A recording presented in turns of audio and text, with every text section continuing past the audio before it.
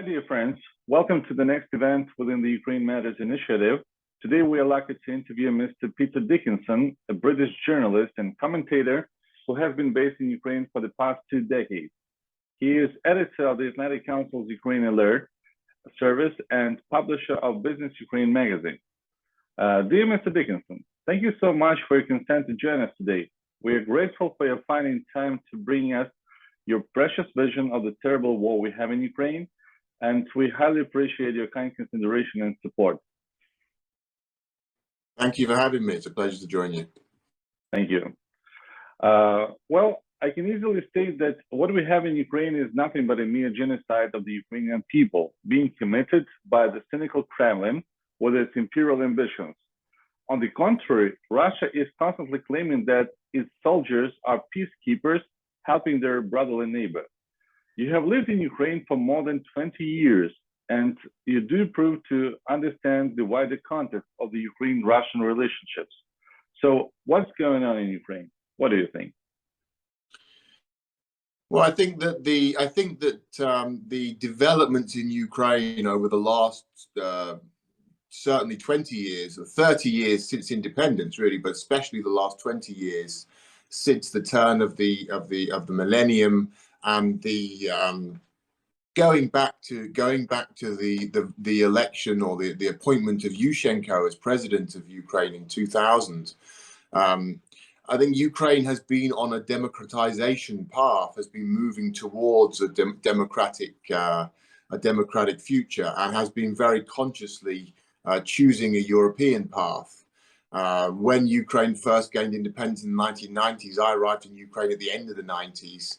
I remember then Ukraine was a very, very much authoritarian state.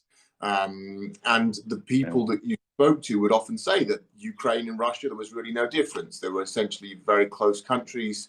There was no difference in terms of the politics, in terms of the economics, in terms of the culture. People would read Russian newspapers, would watch Russian TV. Russian political developments were seen as relevant for Ukraine. Russian economic developments were seen as relevant for Ukraine. Ukraine was very much part of the Russian world in every sense. And it started to pull away, to move in a different direction around the turn of the millennium. Then we saw the Orange Revolution in 2004, which was the first big break with Russia. That failed politically, but geopolitically, I think it was a success because it did set Ukraine on a different trajectory. However, the short-term failures allowed Russia to regain its position under Yanukovych in 2010. But again, they were eventually forced out. We had the Euromaidan revolution in 2014, and that marked another major split. So if we take the big picture, what we're seeing over a number of years, over a number of decades even, is Ukraine is moving in a more and more European direction. It's looking to actively embrace European values, the basic principles of democracy and human rights, individual rights, that are essentially not necessarily rejected in Russia, but relegated below the interests of the state, in the interests of the empire. So there was a civilizational split. Now, for Russia, this was very dangerous. Obviously, Russia didn't want to lose its influence in Ukraine for material reasons. It's very good to have Ukraine. Ukraine is a wealthy country, although the people live very poorly. The country itself is very wealthy, so it's a very good asset for Ukraine, for Russia to have. But more than that, and I think decisively, the Russians, and especially the Putin regime, they understand very well that if Ukraine becomes a successful European country, if Ukraine makes the transition and becomes a successful and prosperous democratic European country, then Russia itself will seek to make the same change. And we'll see a continuation of what happened in 1989, 1991, when the Soviet Union collapsed after the pro-democracy uprisings that took place in Central Europe. So for Russia, Ukraine's transition towards Europe, Ukraine's turn towards Europe, is a direct threat to itself. There's a lot of truth when Russia says that it's fighting a defensive war. It's actually true. Russia is fighting, but Russia claims to be fighting a defensive war against NATO or against Nazis or all manner of things. Actually, Russia is fighting a defensive war against democracy and democratic values. And it's very true. It is fighting that war, and Russia understands that it is a decisive war. If they lose this war, Russia will probably cease to exist. The Russian Federation will break up into smaller parts, and there will be no Russia. So for Russia, this is a zero-sum game. They are playing for keeps, and it's not just about Ukraine. It's actually about Russia. Thank you so much. Well, at the moment, Ukraine has become a slaughterhouse in the very center of Europe.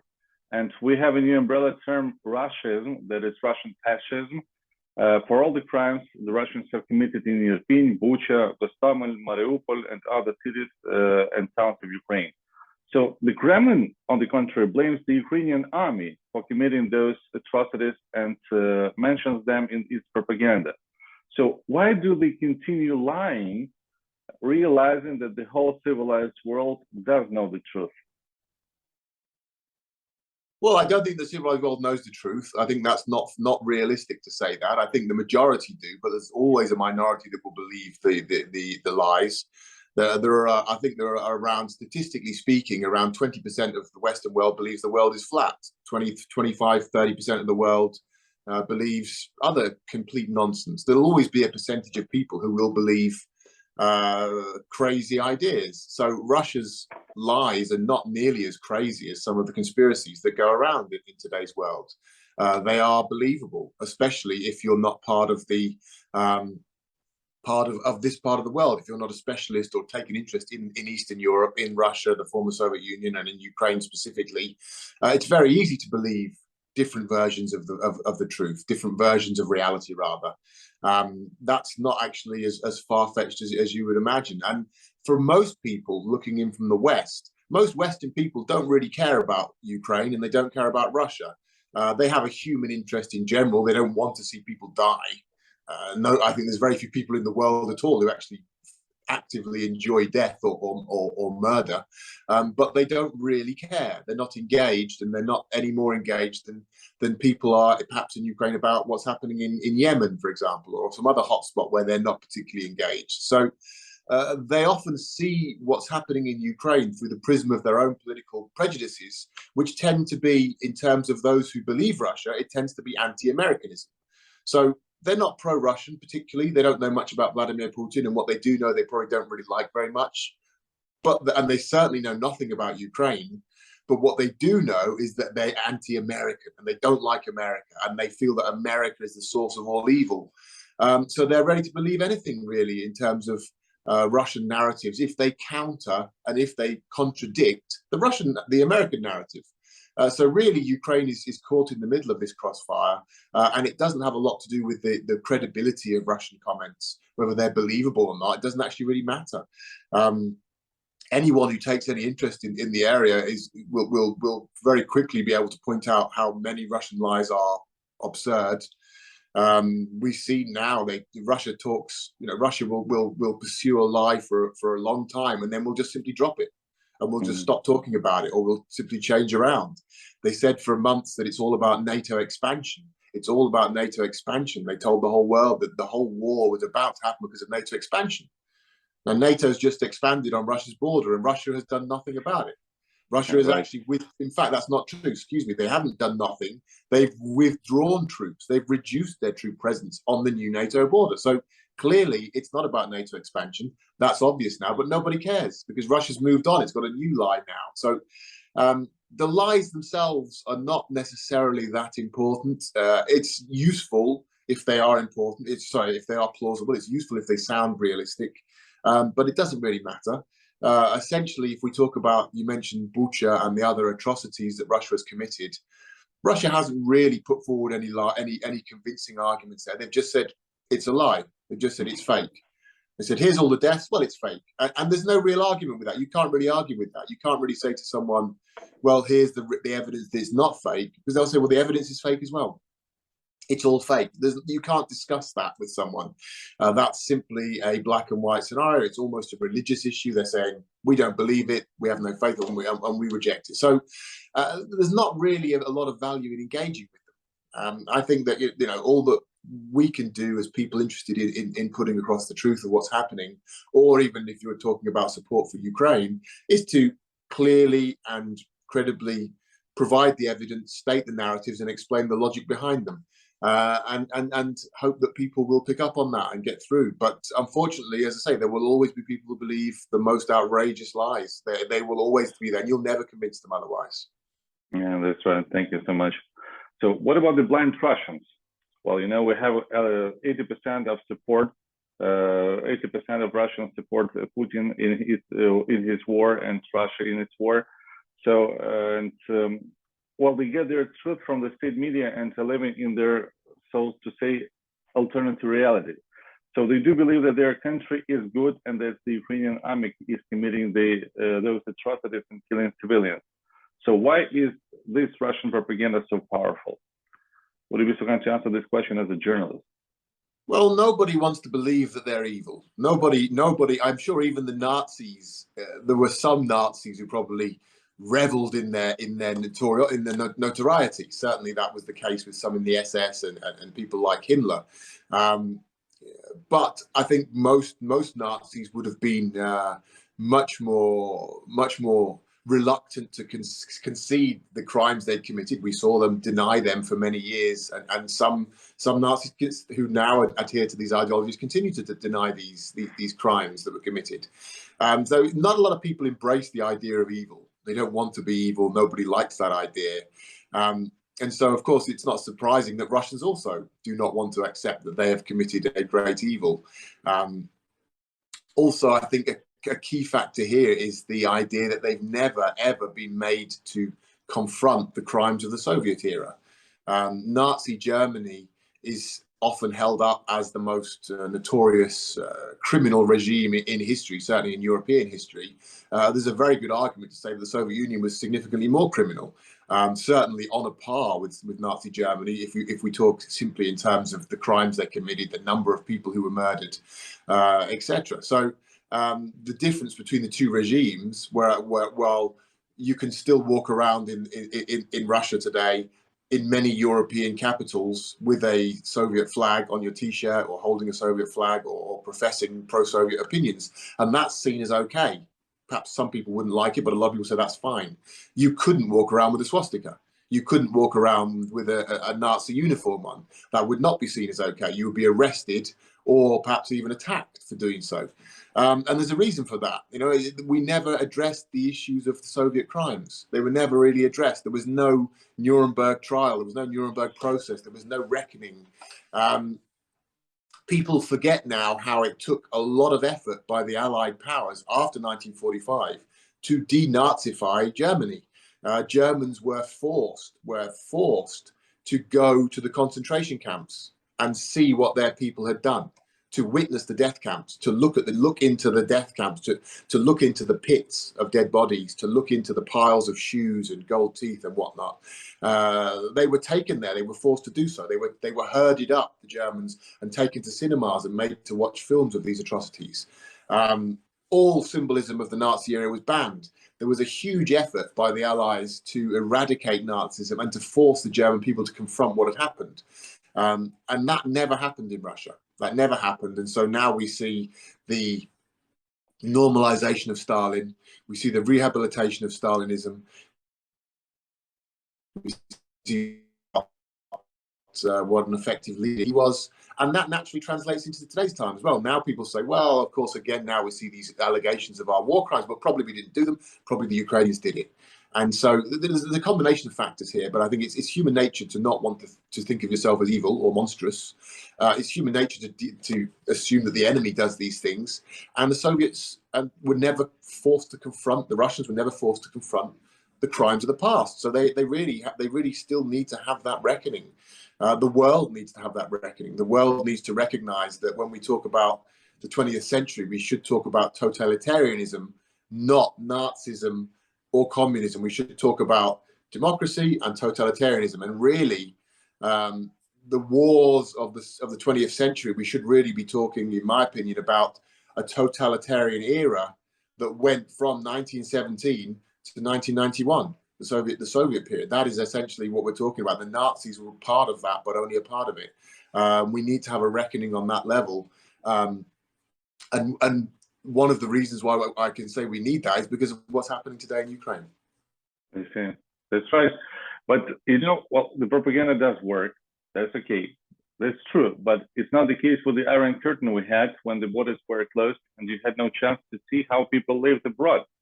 The ordinary Russians now have a lot of friends and relatives in Ukraine and other countries, and they have a possibility to travel all over the world.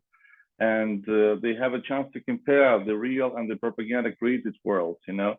So, and does it mean that those mentioned 80% of the ordinary Russians who support Putin in his war in Ukraine and Russia in its war in Ukraine, that they do have those common imperial ambitions and an insatiable desire for the unpunished seizing of territories? No, I don't think so. I think to a degree, I mean, some do perhaps, I think, but I think by and large, it's essentially, if you look at Russian propaganda, if you look at what the Russian propaganda proposes, Russian propaganda is generally a negative game. They don't often say we're the best. Sometimes they do. Sometimes they say Russia is wonderful and Russia is great, but even Russians tend to laugh at that. What they do say very effectively is that everybody lies. The most effective tool of the Russian propaganda kit, by far, in my opinion, is the simple message that everybody lies and everything is a lie. Don't believe anything. All you have is our lies. This is our lies. We're Russians, and this is the Russian lie. This is all foreign lies. So if you're a Russian and you're smart and you have a self-interest, embrace the Russian lies, because all you've got is either our lies or their lies. So there's no truth in the equation. There's no correctness. It's just simply when what amazed me when I came after the Soviet Union is I had an idea before that I would come to this place that had been Soviet, and they would all be saying Soviet Union was so terrible. Thank God we're free now. And what I encountered, this is even in Ukraine in the 1990s, most people said, yeah, that was terrible, and this is terrible. Everything's terrible. It was as if they said that was wrong and this is wrong as well. So everyone was wrong. They didn't draw the conclusion that actually the West was right or democracy was better. They drew the conclusion that democracy was as wrong as it always had been, and they'd always been taught it was wrong, and it still was wrong. But their system was also wrong. So everything was wrong. So actually it created this sort of nihilistic view that in this world where nothing is right and nothing is true, all you can do is cling to your own. And the Russian propaganda is superb in that regard. They're excellent at mobilizing that mentality. And this is what you see. This is what you see effectively, is that they simply look at the letter Z that they use. The letter Z that's been mobilized for this war is arguably the greatest genius, the genius work of the whole Russian propaganda of the Putin era. It is the Mona Lisa of the Putin era. It means nothing. They don't try to give it meaning. They never tried to say what it meant. It is simply a symbol of Nash, eta Nash. It's ours. It's us. And that's all. There's nothing else to it. It doesn't go any deeper. It doesn't go any further. It doesn't try to say anything. It's just a simple one letter that doesn't even exist in their alphabet to say, this is ours and we embrace it. And if you're against it, you're the enemy. What does it mean? It doesn't matter. It's ours. And that's the genius. That's the genius of the propaganda. So it's not about saying, you know, believe in our ideas, because they don't try to give you ideas. There are no ideas. It's simply us. It's us and them, and that's all. Thank you. That's quite a tricky situation, you know, quite a tricky situation. So the international community at the moment strongly condemns the war waged by Russians in Ukraine and its crimes against humanity on our land. So the world support is unprecedented, and still the Ukrainian soldiers continue dying on the battlefield, and nobody can prevent Putin from killing innocent people, Russia and the Kremlin killing innocent people. So I do believe that there was no chance to avoid this war, but we must do everything to stop it. But how can we do it when many international businesses do refuse to leave Russia? Who can make them stop supporting the Kremlin's war in Ukraine? Well, I think that we need to be realistic about the effects of sanctions and the scale of sanctions. I think that yes, there are still a lot of companies that are still in Russia, but a huge number have left, and they won't come back soon. They haven't left just for a week or for a month or for a period. They will not come back in a long-term period. So the damage to the Russian economy is very significant. But economic pain won't stop this war. You know, there is nothing economic that can stop this war that would convince Putin that he needs to stop doing what he's doing. You know, Putin believes that he is fighting a war for Russia's existence, as I mentioned. He believes that he has to do this in order to safeguard Russia's existence. If he doesn't do this, Russia will cease to exist. Maybe not tomorrow, maybe not in a month, or maybe not even in a year, but in a short period of time, within his lifetime, within 5 or 10 years, Russia as a state will no longer exist. If it survives in some other form, it certainly wouldn't be as an authoritarian dictatorship, and certainly not with him and his gang in charge. So he's fighting for his life and for Russia's life. And he's not going to stop because the economy crashes. He's not going to stop because there's a recession or because people have to penny pinch or live slightly tough. You know, that's not realistic. It's not going to happen. So economic sanctions are good because they reduce the ability of the Russian government to wage war. They reduce the money it has to wage war. Isolation is good. It's good for Russians to know that they are isolated, to feel it, and consumer restrictions are a good way of doing that. When they see the shelves are empty, when they see the stores have closed, that sends a powerful message to Russia that goes beyond the propaganda, that makes them think, maybe there is something up here. So those things are welcome, but we shouldn't expect, even if there was more pressure from economic side, for it to be decisive. It won't be decisive. The only way to end the war is military. The only solution is military. The only way to stop Putin is military. The only way to do it is to defeat him. He needs to be defeated in a way in which he and the Russian people know they are defeated. They cannot hide from it, and they are militarily humiliated. So they need to suffer extreme losses. They are suffering extreme losses now, but the situation needs to escalate considerably further. And they need to understand that the West will continue going further and further and further, and will not grow tired and will not lose interest. One of the great strengths of the Russians, they believe, is that they will go further, that they will go longer, that they will wait it out. Russia is a great believer that the West is weak. Russia is convinced, the Putin regime is convinced that the West will lose interest in Ukraine, that the West has no stomach for a fight, that the West has no interest in fighting on behalf of Ukraine. So the West needs to be very clear that it will. And if we look at the picture over the last 5 months of the war, the first 5 months of the war, if we even go back to a month before the war began, there was a big debate over whether they could provide Ukraine with javelins and anti-tank weapons. Now, Ukraine is now receiving very sophisticated rocket systems that can shoot, that can put a rocket in a barrel, in an oil barrel, from 70 or 80 kilometers away, that are causing havoc. The HIMARS, they're receiving artillery, they're receiving very, very important intel from the West, from satellite, the most up-to-date, current, real-time intel, which is allowing them to hit Russian ammunition dumps and Russian headquarters. So there's been a huge increase in Western military support over the last 5 months. And all the indications are that's going to continue. Now, it's not going as fast as it could. It's not as much as it could, and it's not as fast as it could. I agree with that, and I think we need to keep pushing till it gets more. But we need to maintain a sense of perspective that the amount of support militarily coming is huge now, and is radically more sophisticated and more consistent and simply larger than it was at the beginning of the war, than we even would have believed at the beginning of the war.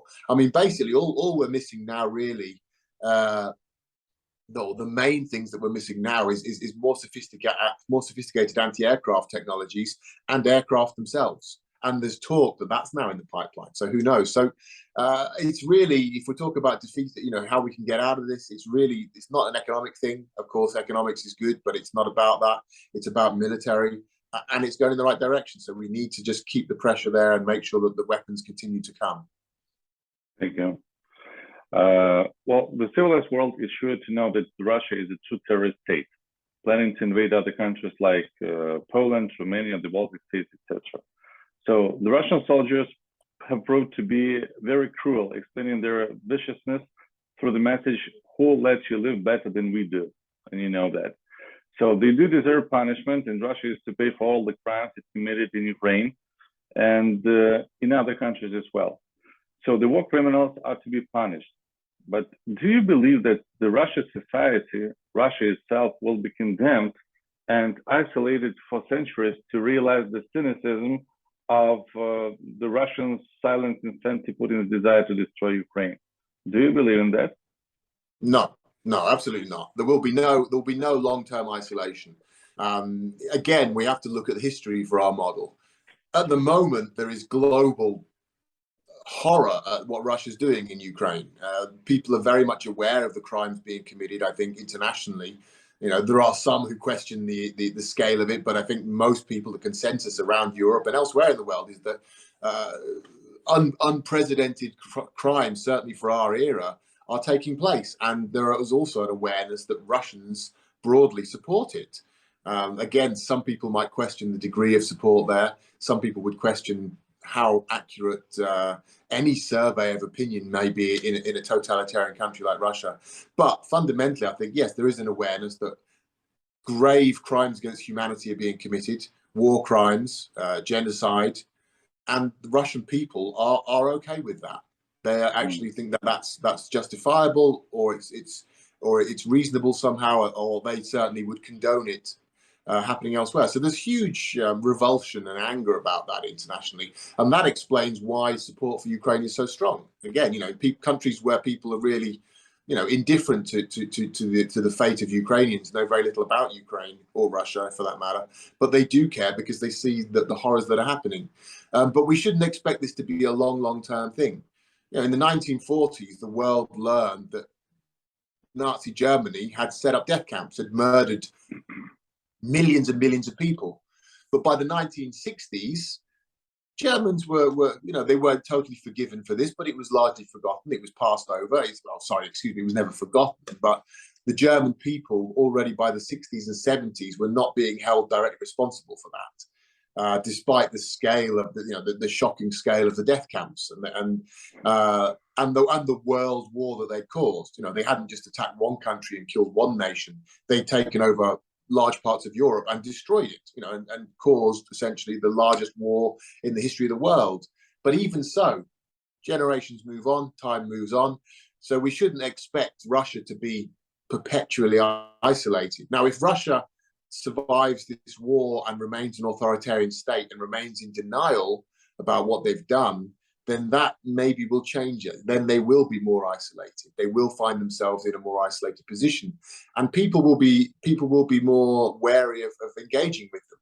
You know, they won't be North Korea because Russia is simply too large and too integrated into the global economy in terms of the resources it has. People need the Russian resources, unfortunately. In many areas, Russia has resources that simply cannot be replaced. So Russia will never be as isolated as a North Korea, but it will be a much more isolated country if they don't have a reckoning within Russia regarding the crimes that they've committed and are committing. They will certainly face that, and they already are facing that. You know, we're having talks going on at the moment in a number of European countries about banning Russian visas, you know, not issuing any more visas to Russians. And that's something that will impact on a lot of ordinary Russians. I think we'll see that certainly. Yeah, I see. Well, speaking about the long-term and short-term perspectives of the Russia isolation, so the whole civilized world should never have thought that Russia might become the globe's greatest liar and manipulator. We can see that Putin perfectly does what he has been trained for.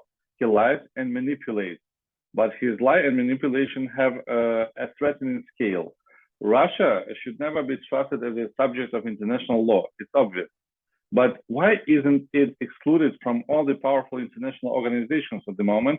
And will it ever be demilitarized and denuclearized in order not to threaten the world with the nuclear war? No, I don't think we'll ever have a demilitarization of Russia. I think that the idea of removing Russia's atomic weapons is very dangerous and very fanciful, because who would do it? The Americans? well, then America will be seen as the aggressor. The Ukrainians, I don't think that's feasible. So I don't think that Russia will ever be demilitarized in a sense of Germany after World War II, for example, or Germany even after World War I, for that matter. International organizations need to be controversial in terms of their broadness. They can't exclude people because they don't share values. Saudi Arabia executes many people every year, beheads people on squares, has many African countries criminalize homosexuality. The Iranians are executing people fairly routinely. China has huge numbers of executions every year. What's going on with the Muslim population in China is a huge issue that's still debated. What's going on in Tibet, et cetera, et cetera. So there's all sorts of issues around the world in terms of human rights, in terms of foreign policy, in terms of war, which could be used as the basis for excluding countries from international organizations. And then looking at the West, of course, what about Iraq? America invaded Iraq. The death toll in Iraq was far, far higher than the Ukrainian death toll today. I hope it's, well, that speaks for itself. There was an argument in that case for why wasn't America barred from the United Nations? Why wasn't America barred from the international organizations? So as much as we might wish to see Russia punished on the international stage, that's not how these organizations work. They don't work that way. They don't sanction countries, and especially big countries. If Russia was Serbia, they could be kicked out. If Russia was Syria, they could perhaps be kicked out. But again, even Syria hasn't been kicked out. You know, a big country like Russia, unfortunately, cannot be punished in the way that a small country can be. You know, if Russia were Syria or Serbia, then NATO would be in Ukraine today, no doubt. But if Russia was Serbia or Syria, they wouldn't have attacked Ukraine in the first place. So, unfortunately, big countries can do what they want, much more than small countries, and that's the nature of international politics, and nothing will change that. Nothing will change that. The goal of international politics is to reduce the gap between the big and the small countries, but it can't totally eradicate that gap. It can't remove it, and we see that with the actions of Russia, and it's no coincidence that people trying to justify Russia's actions always say, what about America? They never say, what about Libya? Or what about Saudi Arabia? They always say, what about America? Because that's the argument. That's the truth. America can do it. We can do it. Now, you can argue about what America has done and what Russia has done and which is worse and which is better and if they're really comparable at all. But fundamentally, that's the Russian argument, and it will remain the Russian argument. And a lot of people in the world will applaud Russia for that. I see. I do agree with you. So we are quite unlucky to have this neighbor by our side, you know, and extremely unlucky. It's a terrible, terrible curse, but that's the nature of geography. There's nothing you can do about it. Yeah. And one more tricky question, you know, so after the numerous sanctions imposed, many citizens of the aggressor country, our neighbor, brotherly neighbor, started claiming their innocence and blaming the civilized world for Russophobia. Their argument is that Putin does not represent Russia as a whole, and so why should everyone be punished for this man's old guy's insanity, you know? But I do believe that they are responsible for their government's policy. So what do you think about that, about this Russophobia and this hatred we, nowadays have in the Western world, in other countries, and in Ukraine in particular? Well, I think that, you know, a backlash is inevitable. You can't expect to behave in the way that Russia is behaving and not have people react. Of course they will. Of course they will respond to that, and they will hold Russians responsible. Now, how reasonable is it to blame the average Russian for what the government is doing and what the soldiers are doing as well? Well, I think we need to understand, first of all, that there are a lot of Russians involved in the regime. So you have the government itself. You have the government, the structure of government maybe involves hundreds of thousands of people. And then you have also the structures of the media, which is controlled by the government, which feeds the war and which programs the people to support the war. Again, hundreds of thousands of people are involved in that, working in that system. You have the military, hundreds of thousands. The law enforcement, hundreds of thousands. You know, the law, the legal system, and on down the line. So there are actually millions and millions of who are directly involved in the system that feeds the war. So they obviously cannot be excluded by any means. They are part of the system. They are literally involved in the war machine. If they object, they must resign. They must leave. If they don't do so, they accept responsibility by definition. So there's a percentage of Russians, probably around approximately here, maybe 5% of the population, 10%, who are directly involved in the orchestration of the management of the regime and the orchestration of the war. Other Russians, could they do something to stop the war? Well, they could try. We don't see a lot of protests taking place. Those that do take place are very, very small scale, and they're very easily crushed. So there's very little sign of opposition. How much do the Russians support it in general? That's the big question. It's very difficult to answer. My suspicion is that it's a very high figure. I think that I see that on an anecdotal level from people I know personally, especially friends and family in Ukraine who have family in Russia, who talk to their families, and almost all say exclusively that they support the war. But not exclusive. There are some instances of people who don't, but it's a common theme where they're saying, yes, my relatives in Russia don't believe a word I say, and they support the war. So people are involved in the war. People support the war. This is the reality of Russia today. So of course there's going to be a backlash against them. There's going to be responsibility for that. But I think the question is, to what degree is that going to be a backlash? Russian culture is now seen as toxic, but Russian money is not seen as toxic. Russian energy is certainly not seen as toxic. Russian products is not seen as toxic. So the Russophobia doesn't extend to doing business with Russia necessarily. For some people it does, but for a lot of people it doesn't. But I think you've got to bear in mind that Russia is not only a moral decision, it's not only a moral choice now that Russians are facing, it's a security factor. People don't want to have a lot of Russians around these days. They don't want to do business with Russians and get involved with Russians because they don't think it's safe. And also, there is this sense of where is Russia going in the future? Is it a good bet for the future? Is it going to be something they want to be part of? Now, if we talk about Russia has complained a lot about so-called cancel culture, and Russia is being cancelled, and we can't have any more Tchaikovsky and Pushkin. Now, that's quite an interesting argument for Western audiences, because Western audiences are very susceptible to the idea of separating culture and sport and politics and saying they're all separate. But of course, we have the luxury to do that in the West, in a democratic world where these things are generally broadly separate. In Russia, they're not, of course. We know for a fact, and we see regularly, how Russia uses sport to promote the regime. And that's always been the case, going back to the days of the Soviet Olympic teams. The efforts that Russia undertook in 2014 to rig, to falsify, and to fake, and to dope the results of the Sochi Olympics speak volumes and tell you all you need to know about how important sport is for the regime. And even more than that, if we look at the cultural aspect, if we look at how Russia uses culture to promote the idea of Russian imperialism, there are billboards throughout occupied southern Ukraine today with big pictures of Pushkin, saying how Pushkin recognized Kherson and southern Ukraine as Russian, how Pushkin said, "You're Russians." So these are weaponized figures. Russian culture is weaponized. Now, if Russians don't like that, if they feel that that's wrong, that Russian culture is being judged, then they should complain to the people who weaponized it, not to the people who defended themselves against the weapon. So it's pointless for Russians to say, well, you shouldn't cancel our culture when they are using their culture as a weapon.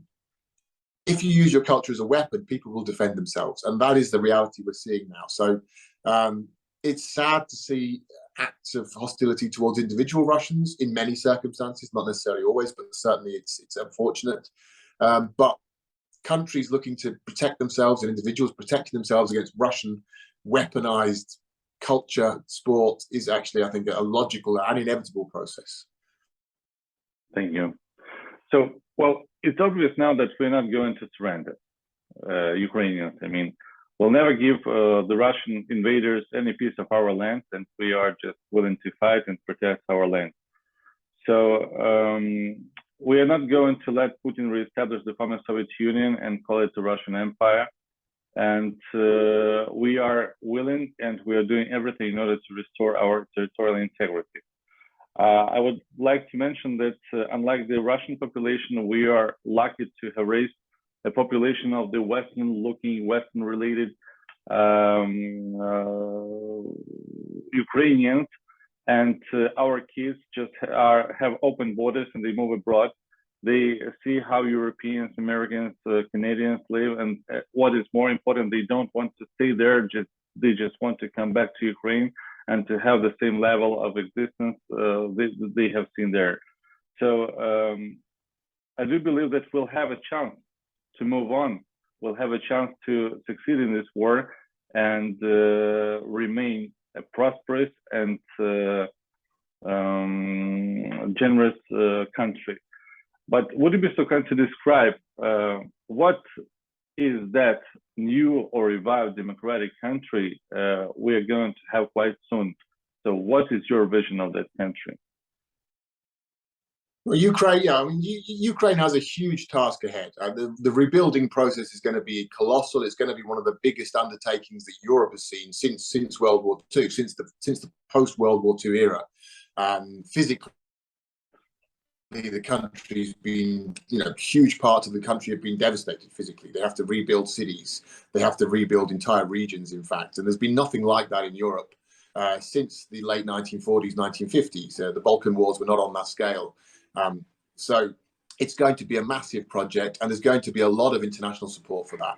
Of course, it all depends on how the war ends and when the war ends. But I think it's clear, I think it's fairly safe to say that the international community will be hugely engaged, will be very, very heavily engaged in supporting Ukraine financially, materially, in terms of the plans themselves. So the Ukraine that will emerge after this war is quite likely to be a very, very sophisticated country in terms of its infrastructure.